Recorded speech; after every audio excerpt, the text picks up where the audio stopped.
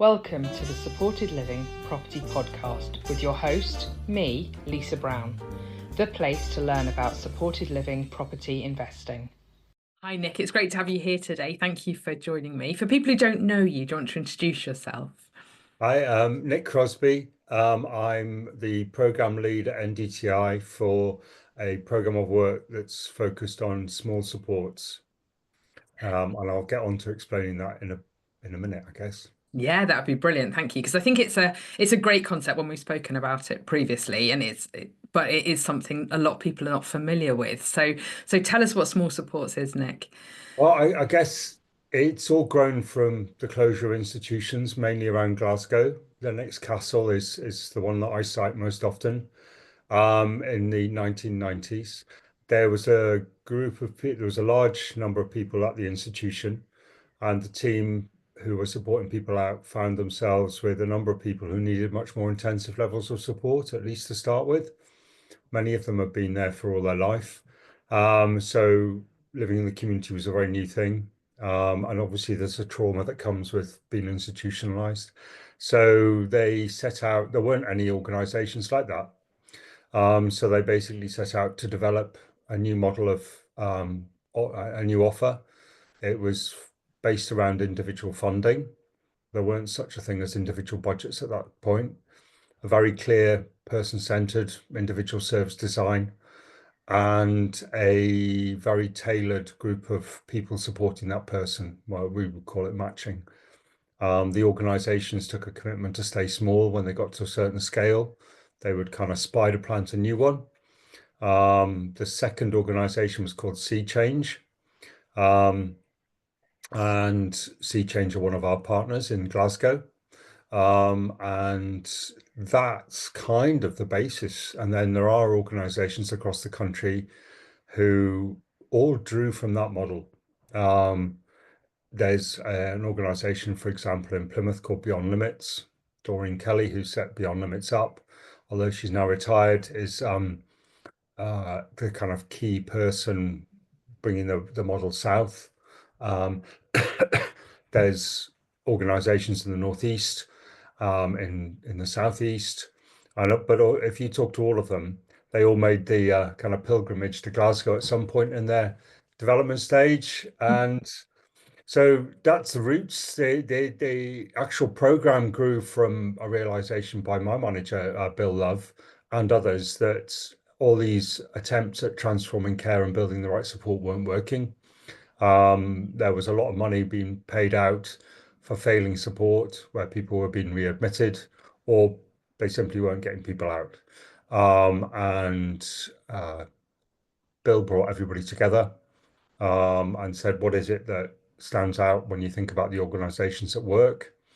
And all of them were small, all of them were person-centered, all of them had a very strong focus on individual service design, individual funding where possible. And so out of that grew the Small Supports Programme.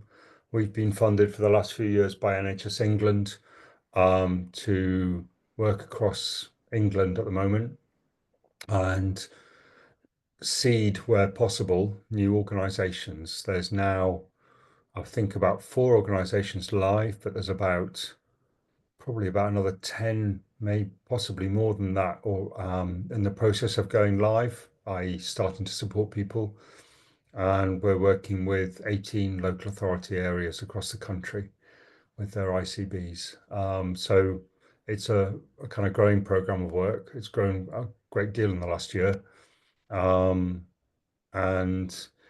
there's loads of resources and things, but I think we'll probably talk about how do I know it works and why am I signed up to this and things like that in a minute. That's great. When you're describing it, it sounds fairly logical in hindsight. So as with most of these great ideas, when actually you kind of describe it, you kind of think, well, sure, yeah, surely that's what everybody should have, really, that individualized support and a team that suits them and is matched to meet their needs. And but that isn't the case, is it, in a lot of supported living and for a lot of people? That's I keep wanting to shout from the rooftops. It works. Why is nobody doing this, or why are we having so many challenges and getting this kind of support off the ground? Because it works. It genuinely works. And every single angle that you look at it from, I mean, we've even done research on the economic impact of every pound spent in a local area on a small support generates £1.69's worth of income, goes around the economy. Maybe not a great deal when it's a pound, but if it's 2 million quid, that's considerably more. I'm not going to try and do that because my maths isn't great, but it's considerably more. And so you're going, well, every stage of this is a win. So Yeah. we've just done a piece of work with two new providers in Leeds, and the people they're supporting raving about how good it is for them. Privacy, quietness, popping to see mum on the bus, my own key, all the things that matter in life, really, to most of us. So people's lives better. And the local authority and ICB, who are kind of have a pool budget for funding support for this group of people, are £209,000 better off after a year. Wow. We've done a piece of work, bigger piece of work around Plymouth, Beyond Limits, across 9 people, £28,000 average saving on support. We looked at their well-being and the well-being improvement using the Welby scale from about 2.6 to 8.3, which is a huge improvement. Yeah. And put a financial value on that because obviously people are happier, less need for support, less need for the GP, less need for all sorts of things, prescriptions, everything. And Um, less likely to be readmitted to hospital, and Absolutely, huge yeah. costs that are incurred in that process And, too. and and that's generating £750,000 worth of efficiency every year.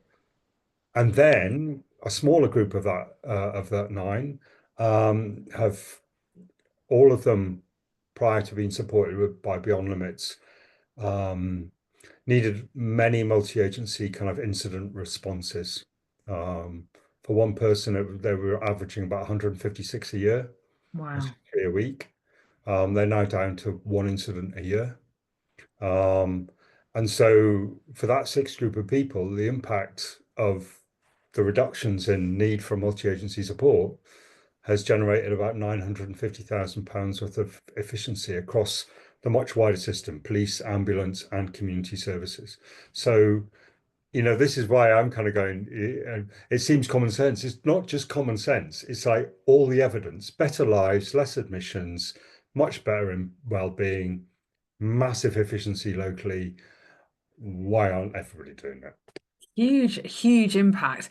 And because when you talk about supported living with people who don't understand it, and I'll talk about some of the properties that we're involved in, and we'll say, well, the property to buy itself is like 350,000, and then this individual might have 2 or 3 members of staff 24 hours a day, and people go, gosh, that sounds expensive. That sounds really expensive. Should be much cheaper for them to be in hospital. And when you hear, and obviously we know the life quality impacts, but also that financial impact actually is really significant as well, isn't it? Because that's not Yeah, what people think. no, it's not. And I mean, all of the organizations we work with have interesting discussions when they're presented with a discharge plan and the hospital multidisciplinary team are recommending 6 to 1. And because that's what that person needs in the hospital. There's an expectation that's what they need in the community. Now, there's no one that we are aware of who's supported by small supports with a 6 to 1 staffing. Because the assumption that a small supports organization makes is if people start showing distress, then it's the support that's failing. And it's the opposite way around. It's rather than, oh, we need more people because this person's the problem. It's not the person that's the problem, it's the support. And it's that when you're presented with a kind of medical model, that's when it's going to get expensive because people are viewing the person, they're trying to contain them, they're trying to restrain them, they're trying to, overstaff them. And that's not either philosophically correct or actually practically correct. Talking about the kind of philosophically, the medical model doesn't work, but practically it doesn't work. And it certainly is not going to give people a good life. Uh, No. so it goes back to some of the kind of founding tenets of the small supports network. It's like if something's going wrong, then we're the ones that need to be thinking about what we're doing because we're getting something wrong by that person. And the other part of it is we'll never walk away. So small supports organizations don't kind of go, oh, we're going to throw in the towel now. And that is the experience that you see others having across the country where people are given notice because suddenly it's getting too difficult. Mm. But that's when it's viewed as the person is too difficult. It's actually, no, it's not. It's not the person that's too difficult. It's the organization and the way they're supporting them that isn't working. And you need to rethink the support that you're providing. So I think, yes, you hear big staffing ratios, but if you won't hear them in the small supports network, it's not something that, there's a big push to not practice any restraint, um, practice low arousal, practice. There's a lot of training goes into how people support people where that might have been their experience in the past, or that might have been prescribed as being needed in the past. But it's a very person-centered, very understanding, very relationship-based way of supporting people, which means that, well, yeah, you go back to it's common sense, isn't it? Our connections, our relationships are the things that keep us together. We were just talking about bereavement and the need for good connections and Yeah. families, and it works for us. So why are we thinking it's any different for anybody else who's showing lots of distress? You know? And also, a lot of the individuals that you'll be working with will be people who are coming with quite a lot of trauma because they have been in hospital and they've been exposed to settings that haven't worked for them. Totally. I think that's the there's an assumption meeting anybody coming out of an institution that they are traumatized solely by that experience. And then there's a whole load of trauma that you usually end up unpacking in people's earlier lives. I've planned alongside quite a few people who've been placed in institutions, sometimes for a long time. But when you start unpacking their life before they got to that institution, there's trauma all over it, of one sort or another, particularly around early childhood. Mm. Um, so yeah, you're meeting people who were distressed probably at the time of their admission, and more than likely they've never had that distress validated or affirmed. They've been treated as the problem. They've been treated as somebody who needs to be fixed. And unsurprisingly, that's a very traumatizing and difficult experience for people. And yeah, I'm, you know, uh, cards on the table. I had to do this the other day in a meeting. Cards on the table. I want to close institutions. Yeah. A full stop. Yeah. They they should not exist. And so kind of, yeah, I find I myself think a lot of people outside who work outside of this sector would be surprised to know that they still do exist because I people know. in there think that they were shut a long time ago and that this doesn't happen anymore, you know. Yeah, it is like that. It is shocking. Um, and yeah, they they exist. They exist on big scales. Those big hospitals like St Andrews. They exist on small scales, small residential care homes. You think of the Mendip abuse scandal. I think of the one a few years ago in Devon. You know, institutions, whatever scale, attract the same sort of. We need to fix people, contain people, restrain people. It's the culture of institutions. I work in Slovenia quite a bit. It's the same there. It's exactly the same culture. There's no, they talk about the problems they've got in Slovenia, and I keep reassuring them, not reassuring them, but letting them know that the problems they face in Slovenia might be a different scale, but it's the same that we've got. It's the same institutional mindset that people are subjected to. So I think, yeah, I mean, we're probably gone a bit No, no, it's all track. relevant. But it's thinking about those, like it comes from thinking about big ratios of staff to people, and really that's a sign of failure on the support organization. It's not a sign of failure for the person. No. And it all sounds so brilliant, the work that you're doing, and it sounds like it's obviously having massive impact. What are the challenges you've had in bringing this to life and and getting to the point that you're at now, Nick? I guess there's challenges all the way around. The one challenge we don't have is finding champions who want to make a go of this, you know. I met um, Brenda and Charles last week in the Black Country, and Brenda was a social worker. Charles was a software developer for support organizations, actually. And they heard about this. They went to a presentation about whether you would be interested. And they said they were looking around the room because they couldn't understand why nobody else was putting their hands up. Because they just went, this is what we're about. This is exactly where we want to be. Um, and that's a consistent finding. So that's not a challenge. That's And, good. and everybody who stands up, they're just awesome individuals. It's probably self-selecting, isn't it? That you're kind of It's by the messaging you're Yeah, putting out, you're yeah. It's attracting the right people. you've got a fire in your belly for human Yeah. rights. You've got a fire in your belly to do something better, and you've got a fire in your belly to change the experience of people are having. So that's not difficult. Challenges come with I guess I sometimes think of it like the black hole of the statutory sector. You can get sucked in to try and sort out more than you need to sort out for small supports because people might not have practices around personal budgets that enable personal funding. Sometimes you can use words like third-party arrangements and individual service funds, and you can watch people's eyes glaze over. So there's a challenge around that, but there's not in terms of law, and there's not in terms of guidance. You know, the law's consistent, the regulations around personal health budgets are all consistent, all fits together. The permissions are there to do everything. So it's a permissive framework. It's just about working through how we can make that work in local areas. Housing, where I met you, is a challenge because there's so many demands on social housing. Yeah. You know, you read the papers and see the number of children that are stuck in poor temporary accommodation because there was no social housing.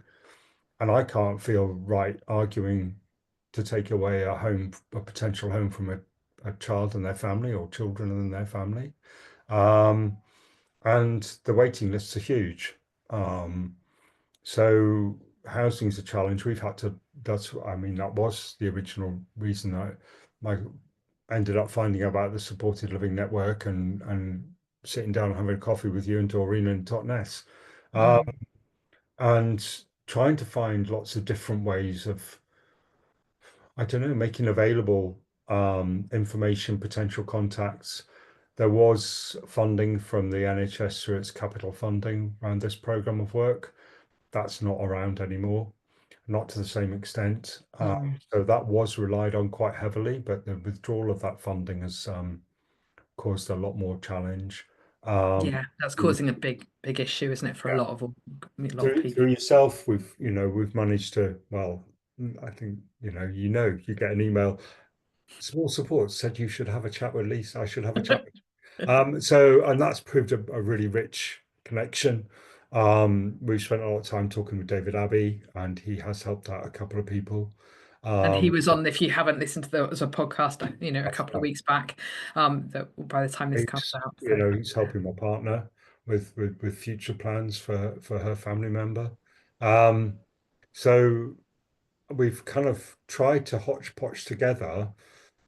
Well, okay, so social housing isn't something, but what about other ways of doing it? I know in Leeds, actually, they took on two very small mental health crisis homes, which weren't being used. brilliant. And they were their first properties they used in Leeds, which became a springboard for a lot more. Mm, Um, so I'm aware that people are trying to, we're all having to be really creative about it. But I mm. do know that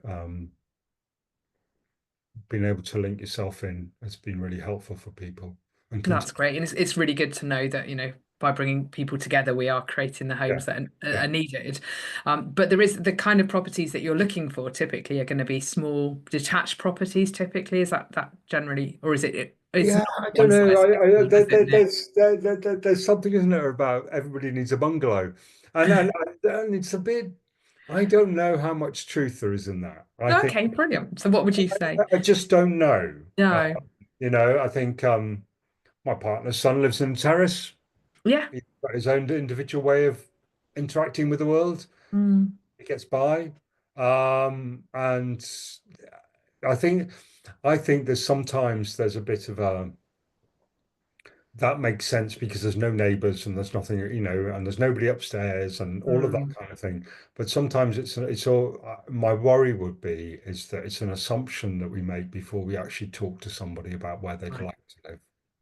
Yeah. I mean, the best one I got was, well, not the one of the best, one of the best stories recently was a young man in Bradford, and a property investor invested in a house for this young man. And the only thing that matters was that he could see wind turbines from his house. He's got a terrace house, and he's got a great big telescope in his bedroom overlooking the moors just north of Bradford, where he can see all the wind turbines. I Fabulous. think, not bungalows, it's wind turbines No. when it comes Yeah. to this young Yeah. man. And I think it's that thing, isn't it? Oh, everybody needs bungalows. Well, actually, let's just unpack that a bit. Is it everybody needs bungalows because we think they do, or is Mm. what's that young person or what's that older person's actual desire when it comes to home? Absolutely. And being able to have those conversations with people and finding out what it is that they need. Absolutely. Yeah, That I makes mean, we all want a garden, mm, and most of the guys I know enjoy having a garden, but mm. But some people don't want gardens. some people don't want gardens. I know a young man who's taken great pride in filling his gardens with lots of solar fairy lights, and goodness knows where the next ring's going to go, but that's part of their garden. Mm. I think it's that. I think the importance is that it's the core of small supports. We do what works for this person, and the only person who can really tell us what works is the person, and often their loved ones. Yeah. Yeah. Absolutely. And I think, yeah, there are things around the home. People would need mm, space for care staff, yeah. you know, Yeah. but not an office. No, no, Offices, no, no, we don't do that. no. Because it's somebody's home. It's not a place of work. Mm, Um, there are often need for private bathrooms. There is sometimes a need for soundproofing. mm. Um, there have been homes in the past I know that have been fireproofed or additional fire Yeah. Yeah. have been put in. Um, I know that somebody, yeah, recently set off a sprinkler system, which didn't potentially it wasn't potentially a good thing. It worked, but there wasn't a fire. Um, um, so I think, yeah, there's some adaptations and things that need to happen, but the actual place and the sort of house it might be is part of what you can talk through with the person. Mm. And so I don't think everybody needs a bungalow. And that's what comes down to this whole being personalized, Yeah, the ethos of what it is that you're doing, isn't it? Because you're not just saying this is what everyone must have. yeah, Yeah. yeah, Yeah. yeah. Um, that's brilliant. Thank you, Nick. I think it's just such interesting work that you're doing, and I think it's yeah, like you say, it's so logical. It feels almost like we should just not be having this conversation. Do you mean it should just be that's what's happening everywhere? But it isn't the experience for a lot of people, is it? So it's great It's to not. hear. No, no, and I mean, yeah, it's not at all.